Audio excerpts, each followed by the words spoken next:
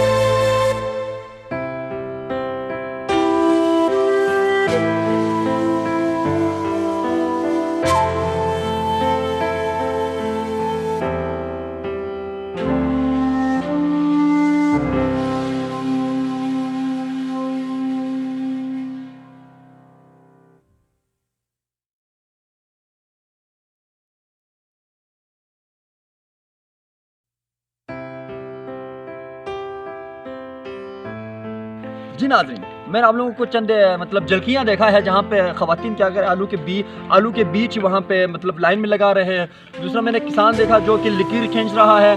ये क्या कर रहे हैं, सबसे पहले क्या होता है, खेत मतलब उस पर हल भी मतलब लगाया नहीं होता है। उसके बाद एक आम सा ज़मीन होता है जिसपे किसान क्या होता है उसमें जैसे फास्फोरस हो गया और सरसब्ज़ उसको क्या कहा जाता है यार, नाइट्रोफॉस हो गया, वो सबको मतलब ज़मीन पे लगाते थे। उसके बाद हल लगाया जाता है। उसके बाद क्या होता है, फिर उसको मतलब लेवल करना होता है। ज़मीन को लेवल करने के बाद क्या होता है, फिर उसके बाद लकीर खींचना होता है। फिर लकीर के बाद फिर उसमें आलू के बीज। जी नाज़रीन, हम दूसरे किस्म में हाजिर हुआ हूँ कि आलू के बीज कैसे बोते हैं। देखो यहाँ पे हमारे साथ है हौलदार साहब और जनाब गुलाम मेहदी, अंजुम शिगरी साहब और काशिफ, जो कि हम यहाँ पे क्या कर रहे हैं। अभी देखो क्या करते हैं, जैसे कि आलू बीज यहाँ पे लेकिन मैं खवातीन ने लगा दिया था, हम उसमें क्या करते हैं, मट्टी डाल देते हैं। ठीक है, मट्टी डालने के बाद हम उसको ना खोदते कैसे, क्यों खोदते पता है, पानी लगाने में आसानी होता है कि पानी अच्छे से लगा दे तो क्या ये यहाँ से उग जाते हैं अच्छे मोटे मोटे आलू हमें देते हैं। तो इस वजह से हम यहाँ पे ये करते हैं। तो देखो कैसे करते हैं, मैं आप लोगों को दिखाता हूँ। देखो यहाँ से मिट्टी डाल दिया और इस मिट्टी को आलू पे डाल दिया। ठीक है, आलू पे डालने के बाद क्या होता है, इसको हम बिल्कुल सफाई करते हैं। देखो इसको साफ करते हैं। साफ करने का मकसद यहाँ पे पानी अच्छी तरह से एक जगह से दूसरी जगह में आसानी से जाता है। इसलिए हम यहाँ पे यह नाज़रीन आलू की काश्तकारी कैसे करते हैं। किसान बहुत मेहनत करता है, फिर पानी डालते हैं, फिर 2-3 महीने के बाद ये पक जाता है।